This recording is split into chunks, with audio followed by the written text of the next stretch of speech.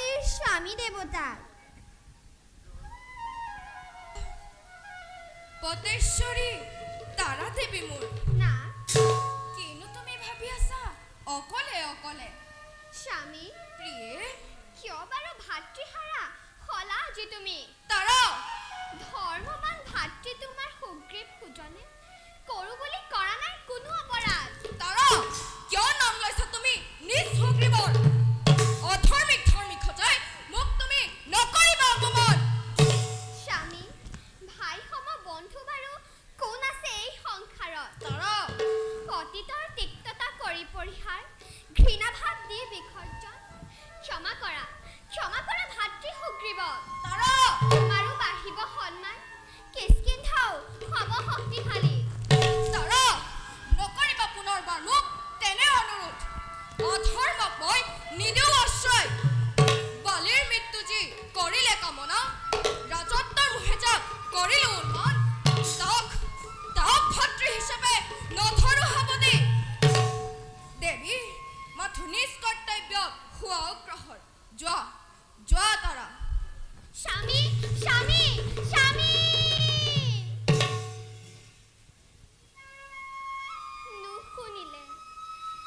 নুশুনিলে স্বামীয়ে সেইটো উপদেশ। হে প্ৰভু ৰক্ষা কৰা স্বামী দেৱতা বিপদ কালত। ৰক্ষা কৰা স্বামী দেৱতা বিপদ কালত।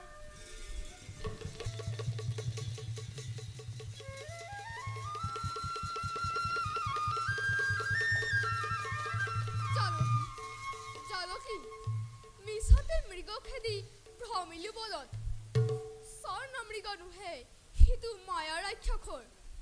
একে পাথৰে বিদাইলো মৃগৰূপী ৰাক্ষসৰ প্ৰাণ। জানকী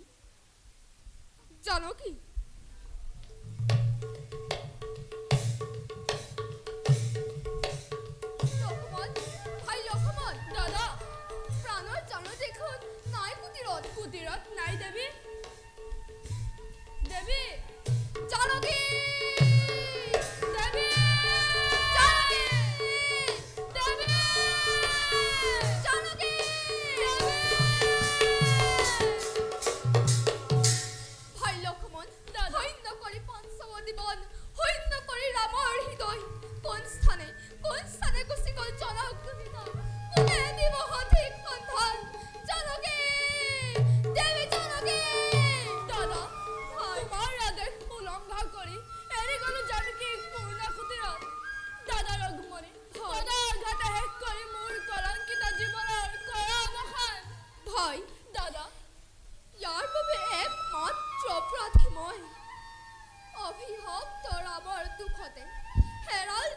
আজি পঞ্চৱতী বনে।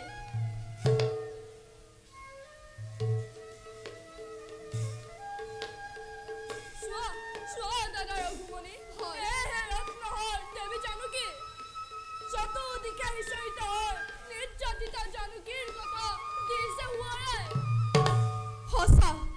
সঁচা ভাই দাদা এই ৰত্নহাৰ সুকোমল সীতাৰ কণ্ঠত দাম্পত্য জীৱনৰ প্ৰথম পাতে সাদৰেৰে দিছিলো নহয়। বলা ভাই দাদা স্বৰ্গ মৰ্ত্য পাতাল কৰে একাকাৰ। বলাই ৰুদ্ৰ ৰূপ ধৰি উদ্ধাৰি আনি মোৰ জানকী ৰতন। বলা দাদা এই পথে হওঁ অগ্ৰসৰ।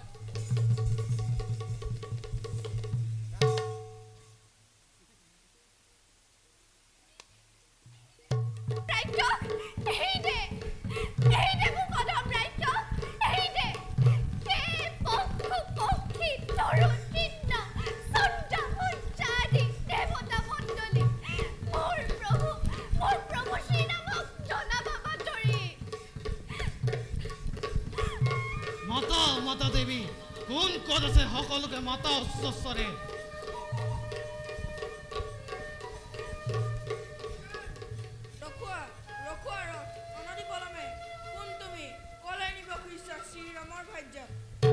পিতা লংকাৰ ৰধম লংকেশ্বৰে হৰণ কৰিলে মোক কুটিৰৰ পৰা। দয়া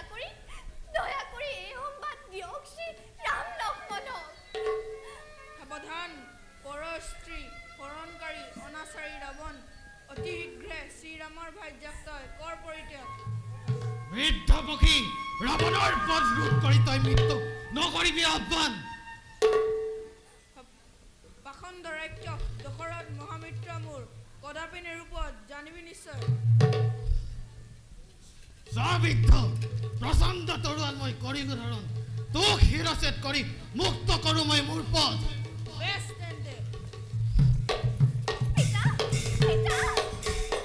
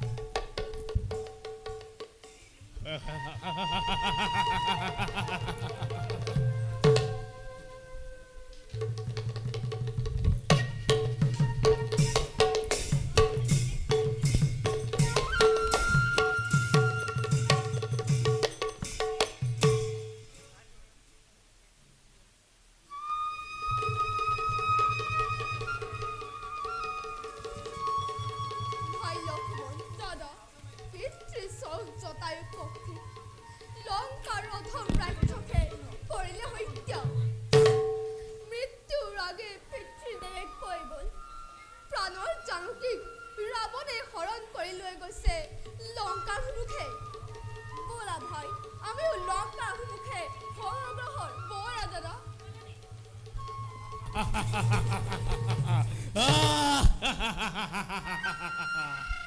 মিলিল মিলিল আজি অহল মোৰ কোনে ৰক্ষা কৰিব তহঁতক ৰাক্ষসৰ হাতৰ পৰা কোন তাৰ দুৰ্দান্ত ৰাক্ষস এৰি দে তুৰন্ত পথ আমাৰ নতু জীৱনটোৰ হ'ব অৱসান আগেই দে তহঁতৰ সত্য পৰিচয় ভাই প্ৰাণ ৰক্ষা কৰি ৰাক্ষসক দিয়া পৰিচয় দুয়ো মিলি দুই হাত কাটু ৰাক্ষসৰ হয় দাদা বেছ তেন্তে হেই আহক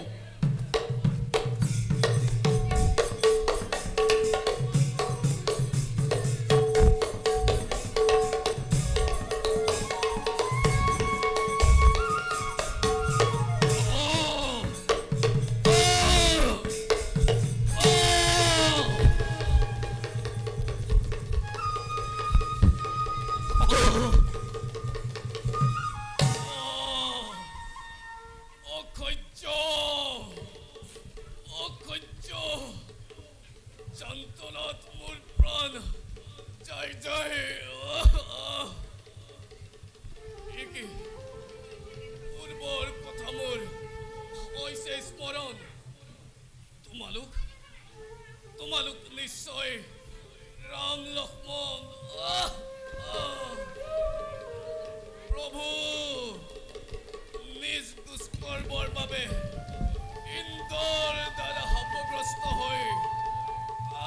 বিকৃত ৰূপে ধৰাৰ বক্ষত আজি হন্তে মুক্তি হলো কৰিলা দয়া পদতলে স্থান দিয়া কৰিছো প্ৰাৰ্থনা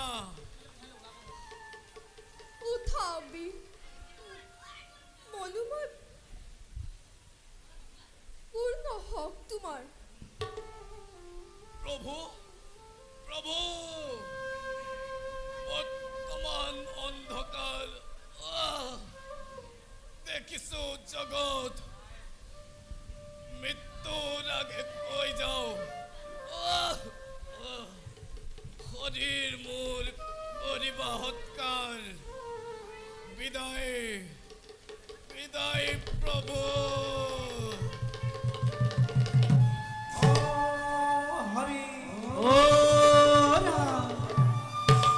ভাই দাদা ব্যৱস্থা কৰা কৰো এক অগ্নিকুণ্ডৰ সৎকাৰ কৰো কবন্ধৰ বৰা দাদা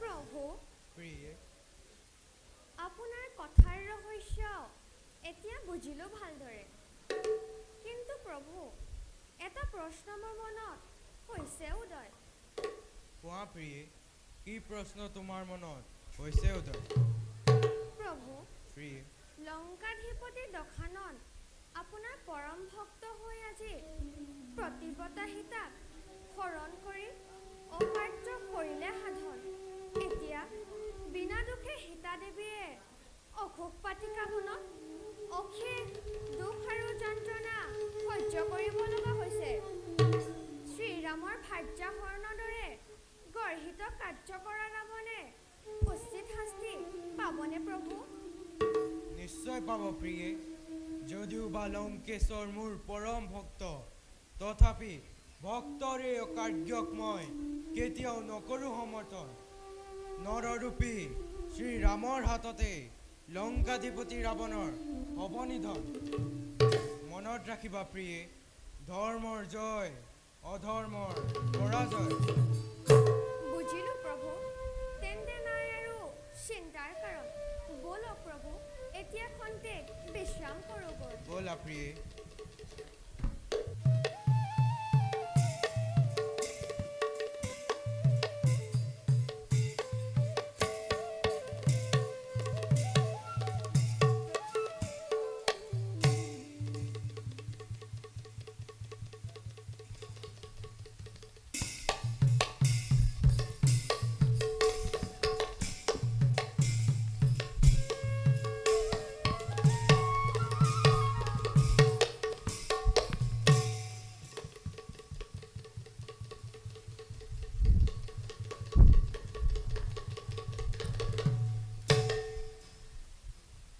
বীৰ হনুমান কপিগণ আৰু কপিগণ বীৰবৰ্গ চোৰ নহল মোৰ জীৱনৰ সোণালী সপোন দাম্ভিক ভাতৃ বালিৰ বাবে দেশান্তৰী হৈ ঋতসমূহ পৰ্বতত ভিক্ষাৰীৰ দৰে কটাইছো জীৱন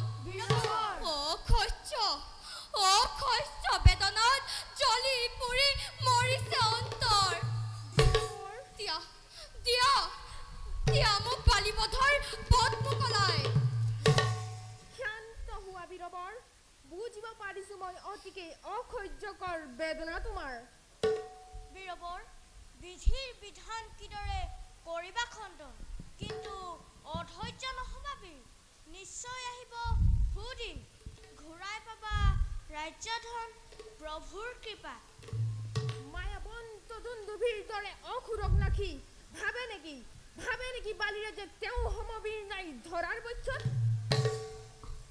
পৱন নন্দন সুদূৰত দেখিছানে হৌৱা কোনোবা দুজন নিশ্চয় বালিয়ে কোনো ক্ষত্ৰিয় বীৰৰ সহায় লৈ সুগ্ৰীৱ নিধনৰ বাবে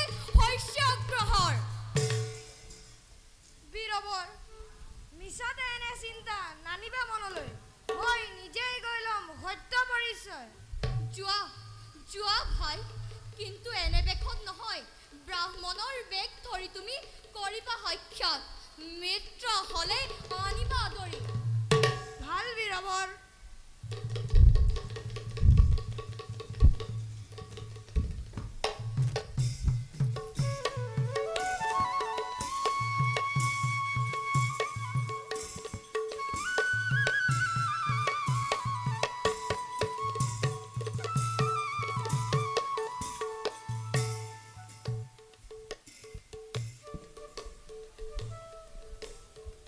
ভাই দাদা এই হিৰিষ্যমুখ প্ৰকৃতিৰ অনুভৱদান ইয়াতে বাস কৰে সুগ্ৰীৱসহ কপিৰ সমাজ দাদা সঁচাকৈ মনোহৰ পৰ্বতে ঋষ্যমুখ কোন আপোনালোক ছদ্মবেশী অচিন পথিক দেখাত দুয়োৰূপ দেৱতা যেন হয় অনুমান কিন্তু হাতত ধনু দেখি জাগিছে সন্দেহ মনত নিশ্চয় দুয়ো কোনোবা ৰজাৰ সন্তান দয়া কৰি দিয়ক মোক সত্য পৰিচয় নিমাত কিয় হেৰল মহাভাগ যদিহে সংশয় কৰিছে শুনক মোৰ পৰিচয় এই স্থানত বাস কৰে কপিৰ নৃপতি সুগ্ৰীৱ মহাবীৰে জ্যেষ্ঠ ভাতাৰ বালিৰ নিগ্ৰহত ৰাজ কিষ্কিন্ধা ত্যাগী আত্মগোপন কৰিছেহি ইয়াত তেওঁৰে মন্ত্ৰী মই প্ৰবন পুত্ৰ হনুমান সুগ্ৰীৱৰ আদেশ মতে ব্ৰাহ্মণ ৰূপত আপোনালোকক কৰিলো সাক্ষাৎ কি তুমি পৱন নন্দন বীৰ হনুমান যাৰ বীৰত্বৰ কথা শুনো বাৰম্বাৰ শুনা হেৰা মহাজ্ঞানী বীৰ হনুমান দশৰথৰ পুত্ৰ মই শ্ৰীৰাম প্ৰভু আৰু অনুজ ভাতৃ এয়া সাৰথি লক্ষ্মণ প্ৰভু প্ৰভু আপোনালোক শ্ৰী ৰাম লক্ষ্মণ ভাগ্যবল সন্মুখত মোৰ অধমৰ ভক্তি অঞ্জলি কৰিব গ্ৰহণ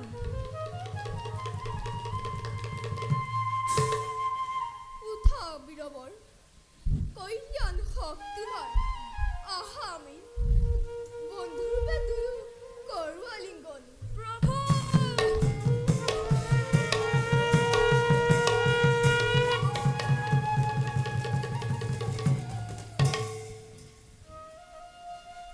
প্ৰভু কিয় প্ৰৱেশিলে এই কপিৰ ৰাজ্যত বীৰবৰ বিপুল সম্পদ আৰু ৰাজত্ব কৰি পৰিহাৰ পিতৃ সত্য পালনৰ বাবে আমি দুয়ো হলো বনবাসী কিন্তু কিন্তু কি কম দুখৰ কাহিনী দাদাৰ পত্নী জানকীৰ অভিলাষ পূৰণৰ বাবে খেদি গলো স্বৰ্ণমৃগ নুবুজিলো মায়াৰ ৰাক্ষসৰ সেই সুযোগতে একাকিনী পাই কুটিৰত লংকাৰ ৰাক্ষসে হৰি নিলে দেৱী জানকী ঠিক ক'লে প্ৰভু জানকী ঘূৰি নিলে ৰাক্ষস ৰাৱণে সেয়েহে জানকী উদ্ধাৰৰ বাবে চাপিছোহি তোমালোকৰ কাষ চিন্তা নাই প্ৰভু